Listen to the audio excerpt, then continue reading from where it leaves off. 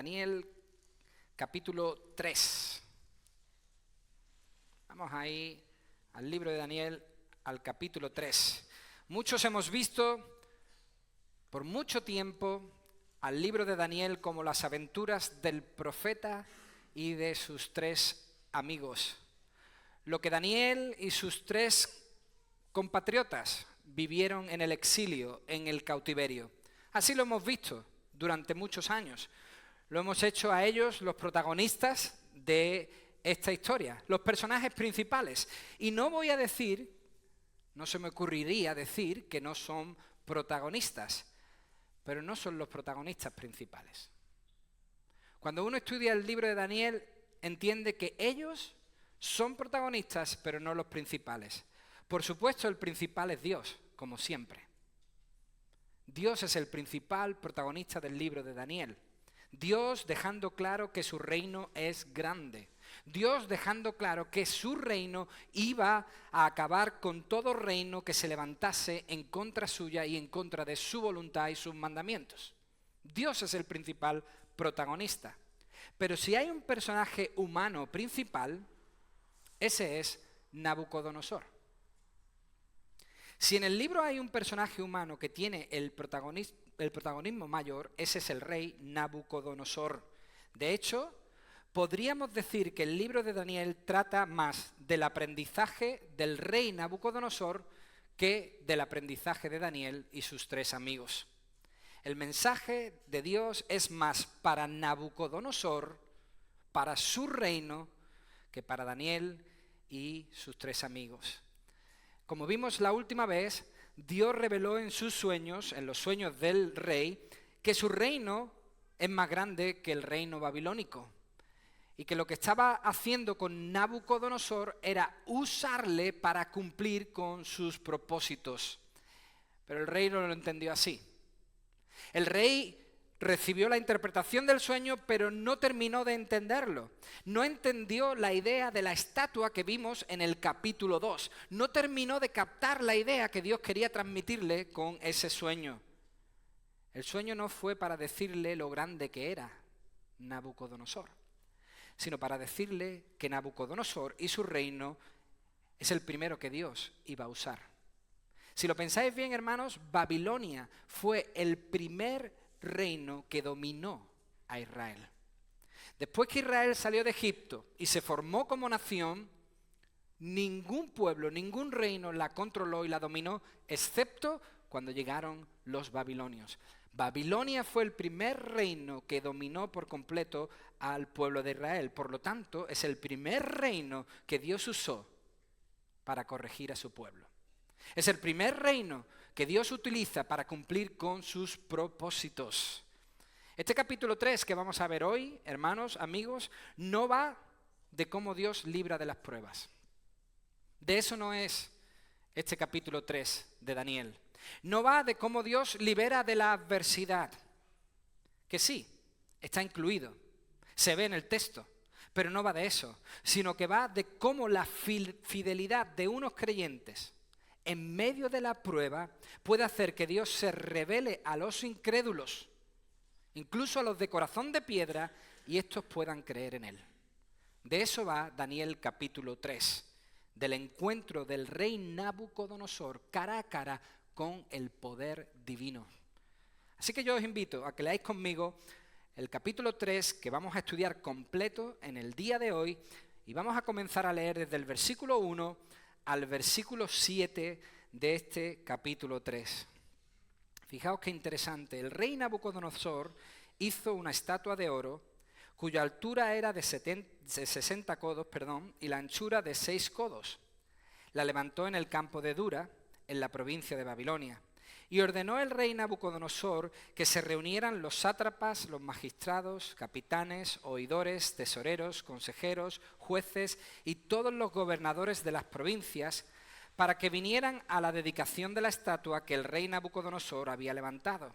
Se reunieron pues los sátrapas, magistrados, capitanes, oidores, tesoreros, consejeros, jueces y todos los gobernadores de las provincias para la dedicación de la estatua que el rey Nabucodonosor había levantado, y estaban en pie delante de la estatua que había levantado el rey Nabucodonosor.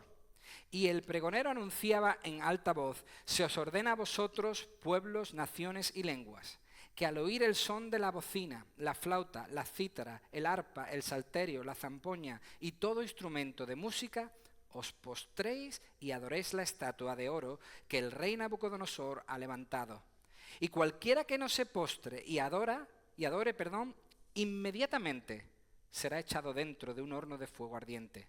Por lo cual, al oír todos los pueblos el son de la bocina, la flauta, la cítara, el arpa, el salterio, la zampoña y todo instrumento de música, todos los pueblos, naciones y lenguas, esto es impresionante, todos los pueblos, naciones y lenguas se postraron y adoraron la estatua de oro que el rey Nabucodonosor había levantado. Muy interesante lo que hoy tenemos por delante, hermanos. Vamos a pedir que el Señor bendiga este estudio y podamos entenderlo. Señor, tú que interpretas todas las cosas, que las haces entendibles a nuestros oídos y sobre todo a nuestro corazón, revélate en esta mañana a través de tu palabra, Señor. Queremos entenderla con facilidad. Abre nuestros oídos, abre nuestra atención y ayúdanos a ver lo que este capítulo 3 de Daniel quiere decirnos a cada uno de nosotros y a todos nosotros como iglesia. Nosotros, Señor, queremos seguir adorándote en esta mañana. Esta es parte de nuestra adoración, ponernos a tus pies, escuchando, Señor, lo que tú tienes que decirnos. Nosotros no nos postramos delante de estatuas, no nos postramos delante de imágenes, sino que nos postramos delante del Todopoderoso, del Rey de Reyes. Estamos delante del único Dios verdadero y te pedimos, Señor, que tú intervengas en este estudio con poder. En el nombre de Jesús. Amén, amén. Hermanos, la repetición de todo esto que hemos leído, que aparece varias ocasiones, es solo para afirmar que sucedió. O sea, se convocó a todos estos líderes y se repite que se convocó a todos estos líderes para afirmar que sucedió. Se le pidió a la música que tocara para que la gente se postrara y se tocó la música que se pidió que se tocara. Esa repetición que aparece tantas veces no debe cansarnos, es simplemente una afirmación de que lo que el rey propuso y ordenó sucedió en realidad. Fue así como él dijo. Pero es interesante, porque parecía, por cómo terminó el capítulo 2 que leímos, en el versículo 47, ciertamente el Dios vuestro es Dios de dioses, dijo Nabucodonosor. Parecía por cómo terminó el capítulo 2 que el rey temía a Dios. O sea, que había encontrado el principio de la sabiduría, que es el temor de Dios. Pero no es así. El rey vuelve a las andadas y aún peor que antes. Como dice Proverbios 26:11, como perro que vuelve a su vómito, es el necio que repite su necedad. Y eso es lo que hace Nabucodonosor. Fue necio una vez, en el capítulo 2, y ahora lo vuelve a ser, en el capítulo 3. Y dice el texto que toda nación, no solo la suya, sino las de alrededor, toda nación y sus más altos cargos, todos los de Babilonia y sus principales cargos fueron convocados a esta ceremonia de dedicación de la estatua que él había levantado. Hermanos, este fue un día grande para Babilonia. Esto puede simplemente asemejarse mucho a la toma de posesión de un presidente o a la coronación de un monarca. Hace pocos días tuvimos el privilegio de poder presenciar con nuestros ojos la coronación de Carlos III de Inglaterra como rey. Un acto precioso. Pues esto fue algo parecido. Un momento emblemático para Babilonia. Dice el texto que se levantó una estatua. Esta estatua es simplemente una imagen con aspecto humano. No sabemos qué rasgos tenía, pero se piensa con acierto que era una imagen que tenía piernas, brazos, cabeza, por lo tanto era una estatua con aspecto de humano, de 30 metros de altura. Este techo mide 9. Multiplicad esto por 3. 30 metros de altura y 3 metros de anchura. Dice el texto que la colocó en la provincia de Dura.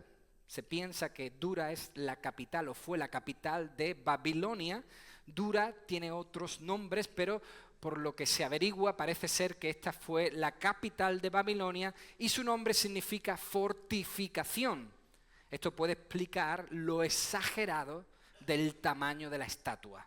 Si la ciudad era enorme, si la ciudad era fortificada, también la estatua debía reflejar esa magnitud. La estatua le representaba a él, a Nabucodonosor, representaba a su reino y también representaba a sus dioses. Dice que la puso ahí, fijaos qué interesante, la levantó para probar la fidelidad de los suyos. Para eso la puso en pie, para probar la fidelidad de los babilonios. Si no eras obediente a la llamada de la música, tenías que enfrentar a sus dioses, o sea, pasar por el horno de fuego. Y de esa prueba, de ese horno de fuego, solo te podría salvar un Dios superior, un Dios más grande, un superdios, podríamos decir. De alguna forma, el rey Nabucodonosor estaba diciendo que tanto él como sus dioses estaban por encima de todo y de todos, que no había nadie por encima de ellos, que el mundo debía ponerse a sus pies, que el que le desafiara debía morir. Instantáneamente debía pasar por el fuego. Y si verdaderamente existía un Dios más fuerte, que lo librase. Que probase a través del fuego si verdaderamente había un Dios más grande. Nabucodonosor creía que no, afirmaba que no, estaba seguro que no había más nadie, que no había otro grande, excepto él y sus dioses. En definitiva, lo que Nabucodonosor estaba ordenando es lo siguiente: si no obedecéis, esa es su orden, si no obedecéis a este Dios, os pondremos bajo una tremenda prueba, el horno de fuego. Si no obedecéis a estas órdenes, vais a pasar por la prueba. Vamos a ver lo que ocurre. Versículo 8. Dice que por esto, en aquel tiempo algunos hombres caldeos vinieron, fijaos qué maliciosos, y acusaron maliciosamente a los judíos. Hablaron y dijeron al rey Nabucodonosor: Rey, para siempre vive.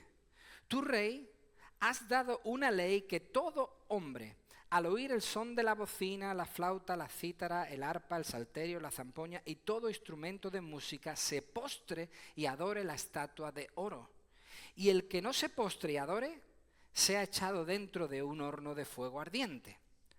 Hay unos hombres judíos a los cuales pusiste, esto fue culpa tuya, no fue culpa nuestra, esto es culpa tuya. Tú pusiste sobre los negocios de la provincia de Babilonia, Sadrach, Mesach y Abednego. Estos hombres, oh rey, no te han respetado. No adoran a tus dioses ni adoran la estatua de oro que has levantado. Hermanos, esto es muy interesante porque estos tres varones, Sadrach, Mesach y Abednego, no presentaron una protesta formal ante la decisión del rey. No se lanzaron a las calles a protestar por lo que el rey había decidido. Ellos simplemente, con firmeza y valentía, decidieron no ser parte del pecado de idolatría. Así de sencillo. Y es que a veces, hermanos, eso es lo único que nos hace falta. Un gesto sencillo. Un gesto firme y decidido, pero sencillo. No hay que lanzarse a las calles, no hay que pegar en la puerta del ayuntamiento, no hay que lanzarse al despacho de nuestro alcalde, simplemente hay que hacer un gesto sencillo. Y eso fue lo que hicieron. Estos tres, ya antes de que llegara Jesucristo, sabían que no se podía servir a dos señores. Ellos servían a Dios, se postraban ante Dios y no iban a servir a nadie más. Por eso eligieron ser fieles a Dios. Y esta es la clave del capítulo 3 de Daniel, la fidelidad a Dios. Ellos decidieron ser fieles a Dios. Ser fieles no es algo que nos va a llegar desde algún lado, no se compra en ningún supermercado. Ser fieles es algo que decidimos hacer. Es una decisión del creyente mantenerse fiel al Señor. Y esa es la clave de nuestro estudio. Dice el versículo 13 que entonces Nabucodonosor dijo con ira y con enojo que trajeran a Sadrach, Mesach y Abednego. Al instante fueron traídos delante del rey. Habló Nabucodonosor y les dijo: ¿es verdad, Sadrach, Mesach y Abednego, que vosotros no honráis a mi Dios, ni adoráis la estatua de oro que he levantado? Ahora pues, ¿estáis dispuestos para que al oír el son de la bocina, la flauta, la cítara, el arpa, el salterio, la zampoña y todo instrumento de música, os postréis y adoréis la estatua de oro que he hecho?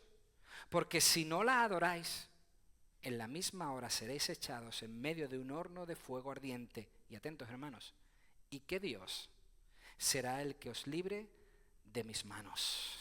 Ahí está el desafío de Nabucodonosor. Mostradme un Dios más fuerte. ¿Hay uno? Mostrádmelo. Ahí está la arrogancia de Nabucodonosor. ¿Quién hay más grande que yo? No hay otro Dios como los míos. No hay nadie más grande que yo. Yo soy la cabeza de oro. De alguna forma se le había subido a la cabeza lo del sueño. Yo soy la estatua entera, no solo la cabeza, sino todo. No hay otro Dios, y si lo hay, demostradlo pasando por el fuego. Ahora sí, hay que decir que Nabucodonosor hizo algo bien. Esto es algo que todos debemos aprender. Nabucodonosor no aceptó los rumores. No. Nabucodonosor no tomó la palabra de sus gobernantes como palabra fiel, 100% certera. No creyó los rumores. Y eso es algo muy bueno, hermanos. Sino que se aseguró de manera personal. Y aquí hay que decir algo muy importante. Porque, hermanos, una cosa es decir o decidir ser fieles a Dios. Y otra muy distinta es serlo cuando se te señala públicamente y se te dice: ¿es verdad que eres fiel a Dios? Una cosa es decidir en nuestro corazón, en nuestro interior, que queremos ser fieles a Dios. Y otra muy distinta es cuando estamos en medio de una situación donde nuestra fidelidad está en juego. Fijaos en Pedro. Pedro siguió a Jesús después de su arresto. Pedro prometió y reprometió que para tocarle un pelo al Señor Jesús debían pasar por encima de su cadáver. Le siguió, pero le negó cuando fue preguntado: ¿es verdad que tú eres uno de ellos? Cayó cuando estuvo en medio de la prueba. Él decidió ser fiel. Pero en la prueba, en el momento de la prueba, cuando se le preguntó: ¿es verdad que tú eres uno de ellos? ¿Es verdad que tú eres fiel? Él le negó. Por eso, estos tres habían decidido ser fieles a Dios. Ahora llegó el examen. Ahora pasaban de la teoría a la práctica. ¿Seguirían siendo fieles? Versículo 16. Podemos leer quizás desde la última frase del versículo 15, porque es muy interesante. Dice el rey: ¿y qué Dios será el que os libre de mis manos? Sadrach, Mesach y Abednego. Atento, hermanos. Sadrach, Mesach y Abednego respondieron al rey Nabucodonosor diciendo: no es necesario que te respondamos sobre este asunto. Nuestro Dios, a quien servimos, puede librarnos del horno de fuego ardiente, y de tus manos, rey, nos librará. Y si no, has de saber, oh rey, que no serviremos a tus dioses, ni tampoco adoraremos la estatua que has levantado. ¡Wow! Siguiendo el argumento de estos tres en el versículo 6, yo podría decir ahora perfectamente que no es necesario que explique lo que se acaba de leer, ¿verdad? No es necesario que añadamos nada a esto que acabamos de leer, que digamos nada sobre lo que acabamos de ver. Pero merece la pena, hermanos. Merece la pena. Porque alguien dijo muy certeramente, John Goldingay precisamente, que esta confesión de estos tres solo es comparable a la de Jesús frente a Pilato, a la de los apóstoles frente al Sanedrín, Hechos capítulo 5, y a la de Pablo frente a Félix y Agripa. Y tiene toda la razón. Esta es una gran confesión delante de un gran y poderoso hombre de la tierra en un momento muy difícil. Una confesión tremenda. Hermanos, estos tres sabían algo que nosotros debemos recordar. estos tres sabían que Dios existe. ¿Y eso qué quiere decir, Iván? Atentos. Estos tres sabían que Dios existe. Por lo tanto, si Dios es real, si Dios existe, Dios puede librar. O también puede decidir no librar. Si Dios existe, Dios puede o no puede librar. Pero la capacidad la tiene. Eso es indudable. La capacidad la tienen. Hermanos, esa es la lógica correcta que los creyentes debemos recordar continuamente. Si Dios es real, si Dios existe, Él tiene toda la capacidad. Que decida hacerlo o no, es su voluntad. Pero que ellos dijeran que quizás Dios no iba a contestar positivamente a su deseo y librarles, no es una duda, no. No es que dudaran si Dios podía contestar sus oraciones y ayudarles. No es que dudaran si Dios existe o no. Es más bien sometimiento a su voluntad. Hermanos, lo que ellos estaban demostrando es que estaban completamente sometidos al Señor. Como dice el propio Job, en el capítulo 13, versículo 15, Job dijo, aunque Él me mate, en Él esperaré. Eso es lo que dijeron estos tres. Que el Señor haga conmigo lo que quiera, yo voy a seguir confiando en Él. Hermanos, permanecieron firmes porque fueron fieles, o podemos decirlo a la inversa, fueron fieles porque permanecieron firmes. En otras palabras, y esto es muy importante, que a nadie se lo olvide, pase, lo que Dios decida siempre es lo mejor. Pase lo que nos pase, lo que el Señor decida siempre va a ser lo mejor para mí. A los que a Dios aman, todas las cosas, incluidas las que no nos gustan tanto, ayudan para bien. Así lo veían ellos, como Pablo escribió a los filipenses. Para mí, el vivir es Cristo. Y el morir, ganancia. Salgo ganando siempre. Haga lo que haga conmigo el Señor, será siempre lo mejor para mí. Fijaos lo que dice Thomas Brooke. Este es un puritano que escribe un libro muy interesante que recomiendo a todos que lo leáis y que lo leáis con vuestros hijos e hijas. Que lo leáis. Se llama Remedios Preciosos, que nadie se confunda, no remedios caseros, remedios preciosos contra las alimañas o las artimañas del diablo. Remedios preciosos contra las artimañas del diablo. Pues fijaos lo que dice en uno de sus capítulos, son capítulos muy cortitos, se leen fácilmente, es precioso, es muy práctico. Pues este hombre, este hermano puritano, dice en uno de sus capítulos que la providencia de Dios puede obrar contra nuestros deseos, pero nunca en contra de nuestro bien. ¡Qué cierto! Puede obrar en contra de lo que yo deseo. El Señor puede negarme lo que yo deseo, pero nunca me va a negar hacerme el bien. Dios quiere nuestro bien. Yo tengo mis propios deseos y estoy seguro que vosotros también y tenéis vuestros propios sueños igual que los tengo yo. Y oro para que Dios los cumpla.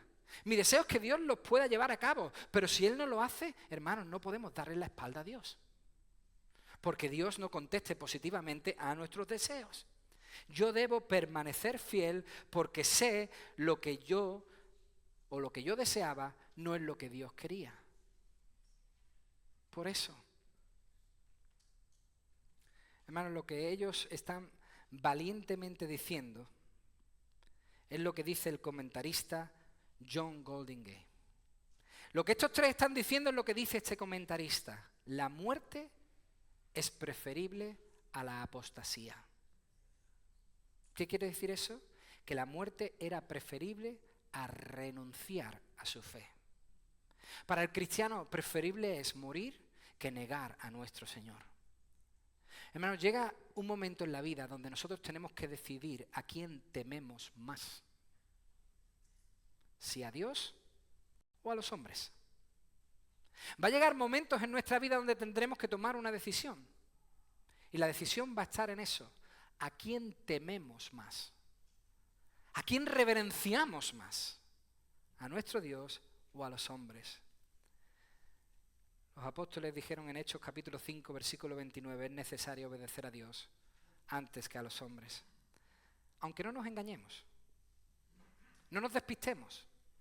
Sadrac, Mesac y Abednego sí se postraron. Sadrac, Mesac y Abednego sí doblaron la rodilla. Al no postrarse ante la estatua, se estaban postrando ante Dios. Postrados vivimos todos. De rodillas acabamos todos. La diferencia es ante quién nos postramos. Estos no se postraron ante la estatua, se postraron ante el único Dios verdadero. Dice el versículo 19 que entonces, cuando Nabucodonosor oyó una de las mejores predicaciones que hay en toda la palabra de Dios, se llenó de ira, de arriba abajo, cabeza a pies. Cambió, fijaos, el aspecto de su rostro. Los que habéis tenido padres que disciplinan correctamente, entendemos lo que es el cambio de rostro, ¿verdad? Hasta hemos visto cabezas dar la vuelta completamente y decir, aquí algo va a pasar, esto es un problema, saltan todas las alarmas cuando pasa de mujer a ¡boom! Salías corriendo. Pues le cambió el rostro así. Y le cambió el rostro contra Sadrac, Mesac y Abednego. Y ordenó que el horno se calentara 7 veces más de lo acostumbrado. Y ordenó a hombres muy fuertes, muy vigorosos, que tenía en su ejército, que ataran a Sadrac, Mesac y Abednego para echarlos en el horno de fuego ardiente. Así pues, estos hombres fueron atados con sus mantos, sus calzados, sus turbantes y sus vestidos, y fueron echados dentro del horno de fuego ardiente. Y como la orden del rey era apremiante, ni siquiera le quitaron la ropa, directamente les ataron con todo lo que llevaban, y habían calentado mucho el horno, la llama de fuego mató a aquellos que habían alzado a Sadrac, Mesac y Abednego. Estos 3 hombres, Sadrac, Mesac y Abednego, cayeron atados dentro del horno ardiente. Fijaos, los hombres que obedecen la orden del rey acaban muertos. Los que tiran a Sadrac, Mesac y Abednego al horno mueren. Y es que los que se someten a un tirano siempre acaban muertos. ¿Qué pasará entonces con los que obedecen y se someten al Rey de Reyes? ¿Qué pasa entonces con aquellos que se ponen postrados delante del Señor? A Nabucodonosor, por lo que hemos leído, no parece importarle mucho la muerte de estos siervos. Es interesante. No se para todo y dice, ¿qué está pasando, pobrecitos? Vamos a hacer un entierro apropiado. No. Parece pasar desapercibido. Pero, esto es muy interesante, le da toda la atención a lo que ocurre en el horno.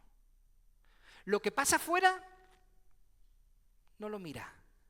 Empieza a poner su atención en lo que pasa dentro. Versículo 24. Entonces el rey Nabucodonosor se espantó. Otra vez le tuvo que cambiar el rostro. Se levantó apresuradamente y dijo a los de su consejo, ¿no echaron a 3 hombres atados dentro del fuego?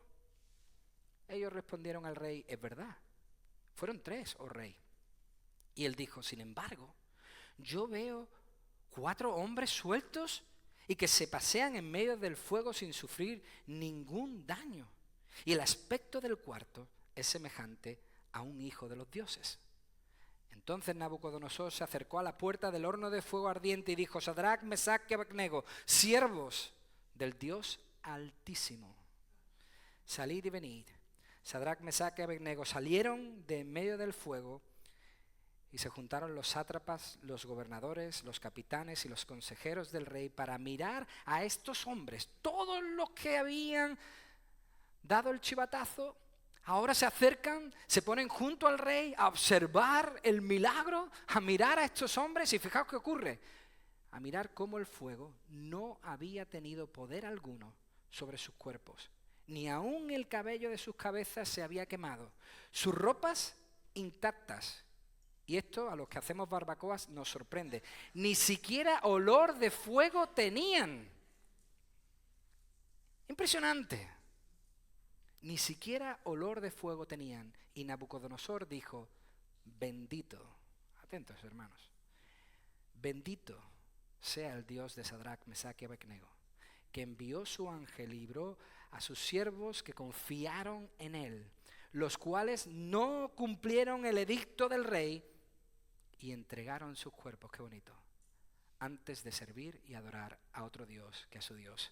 Por lo tanto, decreto, esta es otra orden, decreto que todo pueblo, nación o lengua que diga blasfemia contra el Dios de Sadrach, Mesach y Abednego sea descuartizado y su casa convertida en estercolero, por cuanto no hay Dios que pueda librar como este. Entonces el rey, entonces el rey engrandeció a Sadrach, Mesach y Abednego en la provincia de Babilonia. Hermanos, evidentemente Dios apagó las llamas. De alguna forma, Él hizo que las llamas en el fuego no tocasen el cuerpo de estos tres. Pero también apagó las llamas del corazón de Nabucodonosor, que ardía de ira porque estos tres no se habían postrado. Y el Señor apaga esa ira, apaga esas llamas. Isaías 43:1 dice: ahora así dice Jehová, creador tuyo Jacob y formador tuyo Israel, no temas, porque yo te redimí, te puse nombre, mío eres tú. Cuando pases por las aguas, yo estaré contigo, y si por los ríos, no te anegarán. Cuando pases por el fuego, no te quemarás, ni la llama arderá en ti, porque yo, Jehová tu Dios, el Santo de Israel, soy tu Salvador. Esto es lo que hizo el Señor con ellos. Pero si no lo hubiese hecho, ¿acaso el Señor hubiese errado? ¿Hubiese dejado de ser Dios? A mí me gustaría leer una cosa y voy a hacer algo que no suelo hacer, pero es que necesito leerlo. Un segundo. Vuelvo, ¿eh? No lo iba a hacer, pero lo tengo que hacer. Es que me había dejado el teléfono ahí. Porque Phil, que conoce que íbamos a estudiar el capítulo 3, me envió algo muy interesante que necesitamos leer, hermanos. Phil me envió como Eusebio, historiador judío, y otros historiadores recogen el testimonio de un hermano nuestro del siglo II, un hermano nuestro que se llama Policarpo. Y está recogido el testimonio de este hombre en un libro de los mártires. Y voy a leerlo porque me parece muy interesante, porque aquí el Señor les libra, sí, pero ¿y si no le hubiese librado? Pues aquí tenemos el contrapunto. Dice que en el libro del martirio se registra que Policarpo dijo el día de su muerte: 86 años le he servido y él no me ha hecho ningún mal. Esto podría indicar que tenía entonces 86 años o que había vivido 86 años después de su conversión. Policarpo continúa en el lugar de su muerte. ¿Cómo pues puedo blasfemar a mi Rey y Salvador? Me amenazáis con un fuego que arde por un tiempo y después de ese tiempo se apaga. Pero ignoráis el fuego del castigo eterno que está preparado para los malvados. Policarpo fue quemado en la hoguera y atravesado con una lanza por negarse a quemar incienso al emperador romano. En su despedida dijo: te bendigo, Padre, por juzgarme digno de esta honra, para que en compañía de los mártires pueda compartir la copa de Cristo. Hermanos, Dios puede librarnos, pero si no nos libra, Él sigue siendo Dios. Él sigue siendo digno de adoración.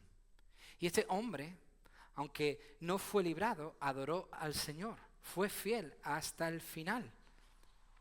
Hubiese sido asombroso que cualquiera sobreviviese un segundo dentro cuando algunos habían muerto en la puerta. Pero estos tres sobrevivieron, dice el texto. Sobrevivieron. El rey vaciló al decir que ningún Dios les iba a librar de su mano. Pero ahora es el primero. Atentos a esto. Ningún otro lo había visto. Él es el primero en darse cuenta que Dios existe. Él es el primero en darse cuenta de la presencia de Dios entre ellos. La estatua que leímos al principio ha desaparecido. Parece una estatua de la prehistoria ya. Ya no se acuerda nadie de la estatua. La estatua ha pasado a un segundo plano, porque Dios hace que la estatua y el propio Nabucodonosor parezcan un muñeco de Lego comparado con él. Dios es muchísimo más grande. Hermanos, lo que describen estos versículos finales que acabamos de leer es el encuentro de Nabucodonosor con el poder de Dios. Y ahí todos doblan la rodilla. Cuando Dios se manifiesta a una persona con todo su poder, ahí todos doblan la rodilla. Este encuentro de Nabucodonosor con el poderoso venía reforzado por las experiencias anteriores que vimos en el capítulo 2 y por un encuentro con la verdad. La verdad que le predicó Daniel en el capítulo 2 cuando le dijo: no soy yo el que interpreta sueños, es Dios. La verdad que acaban de predicarle Sadrac, Mesac y Abednego. Hey, nosotros sabemos que Dios puede librarnos, pero si no lo hace, le vamos a seguir sirviendo. El poder y la fidelidad de sus siervos le abrió los ojos a Nabucodonosor. Hermanos, esa es la forma en la que la gente cree al principio. Todos nosotros. Esa es la forma en la que la gente confía en Dios, creyendo en el Dios de otro. Todos nosotros hemos hecho eso. Antes de que Dios fuese mi Dios, era el Dios de otro.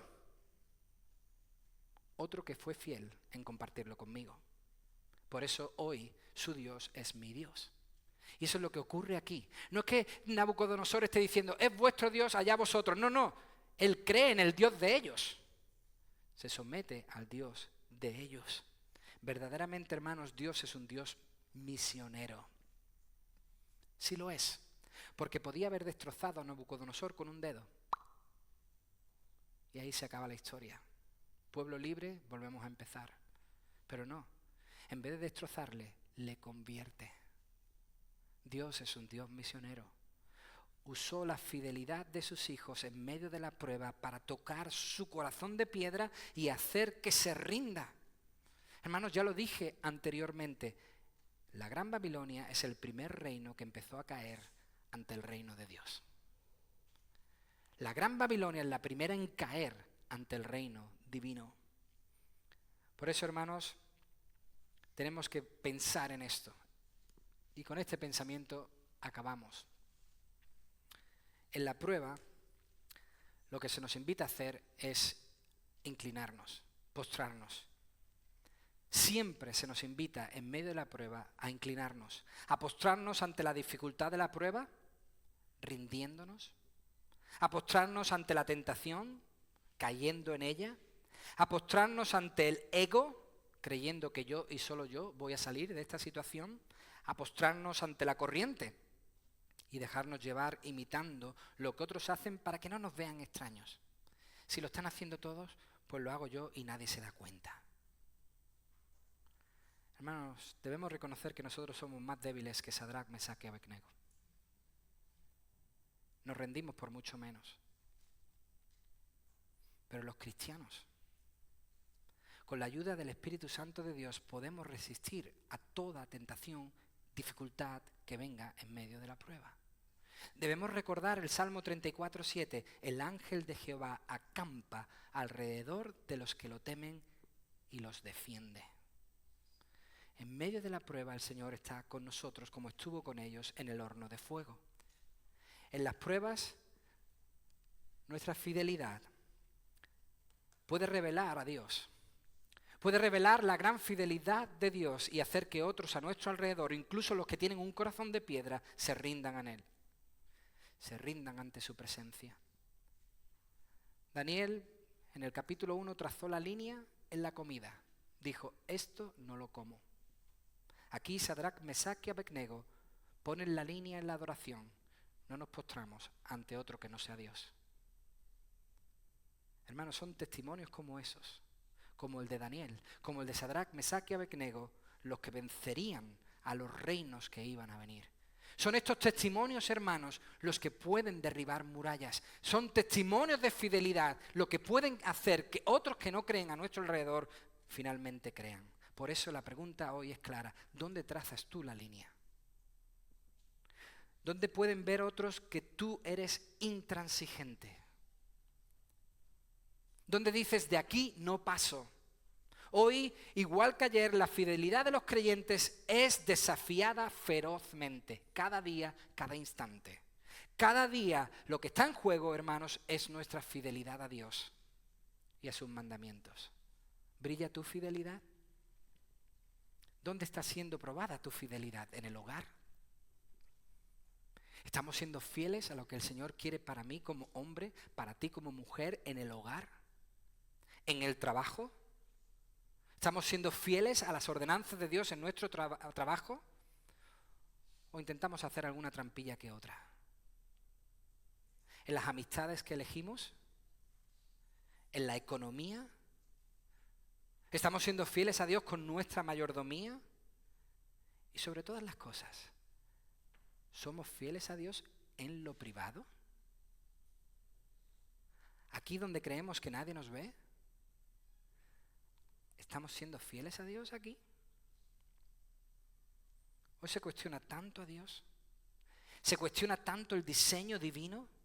Hoy donde Dios es burlado en todo lugar y por cualquiera. Ayer me decía mi hijo Lucas, que fuimos a jugar unas pistas de baloncesto de por aquí, que leyó en uno de los muros un grafiti que decía que Dios era algo muy feo, feísimo.